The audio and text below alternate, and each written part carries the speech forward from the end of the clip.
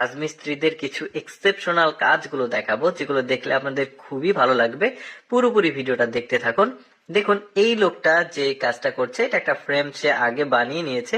Garden বা বাড়ির মেঝে এগুলো দেখুন কমপ্লিট হওয়ার পরে এই গার্ডেনটার যে সৌন্দর্য কতটা বৃদ্ধি পেয়েছে। তারপরে ওরা একটা টাইলস বানিয়েছে, দেখুন কত সহজে আসলে এই কাজগুলো করে। দেখুন, একটা ফ্রেমের মধ্যে ইট, সিমেন্ট, বালি লিকুইড আকারে দেওয়া হয়েছে, তারপরে কত চমৎকার ভাবে টাইলস এর মতো যেটা ডিজাইন সেটা কিন্তু হয়ে গেছে, এখন এটা ওরা লাগাচ্ছে। এরপরে এই লোকটা দেখুন ডিজাইন করার জন্য একটা ফ্রেম বানিয়ে নিয়েছে। তো ওই সিমেন্ট বালি ঢালাইয়ের উপরে জাস্ট সে চাপ দিচ্ছে হাতুড়ি দিয়ে, কত চমৎকার ইটের যে ডিজাইন সেটা হয়ে যাচ্ছে। তারপরে এটা শুরুতে দেখিয়েছিলাম, তো এটাও দেখছেন, এটাও বেশ চমৎকার ভাবে তারা বুদ্ধি খাটিয়ে আসলে এই ডিজাইন গুলো করছে। আমাদের দেশে সাধারণত এই ধরনের ডিজাইন করা হয় না। দেখুন, এটাও বেশ চমৎকার একটা ফ্রেম বানিয়েছে, জাস্ট চাপ দিয়ে এটা কিন্তু এই ডিজাইন গুলো করছে।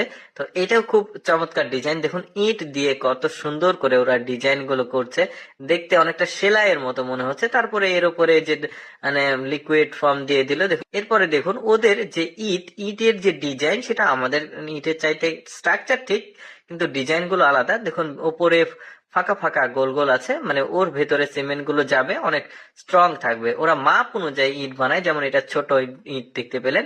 মানে যেটার যে ডিজাইন করার জন্য যে উপকরণটা প্রয়োজন, তারা কিন্তু সেভাবে আসলে সেটা তৈরি করে।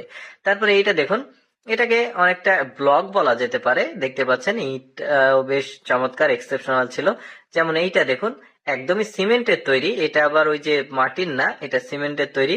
এই বাড়িটাও কিন্তু বেশ স্ট্রং হবে। আবার ওরা মাপ ক্যালকুলেশন একদম কারেক্ট রাখার জন্য একটা মেশিন ব্যবহার করে, যাতে ওইখানে আসলে কোনো আঁকা বাঁকা বা কোনো কিছু না হয়, স্ট্রেট ফরওয়ার্ড, মানে জিনিসটা যেন সমান থাকে এই মেশিনটার মাধ্যমে। তারপরে ওরা ইট তৈরি করছে, দেখুন কত চমৎকার অটোমেটিক পদ্ধতিতে আসলে ইট গুলো তৈরি হচ্ছে, যেটা আমাদের দেশে হাতে করতে হয়, অনেকটা সময় সাপেক্ষ ব্যাপার। এরপরে এই ডিজাইনটা, মানে এতগুলো যে ডিজাইন দেখালাম আমি আপনাদেরকে, এর মধ্যে আমার কাছে এই যে ইটের ডিজাইন সেটা আমার কাছে একটু এক্সেপশনাল আর ব্যতিক্রম ভালো লেগেছে।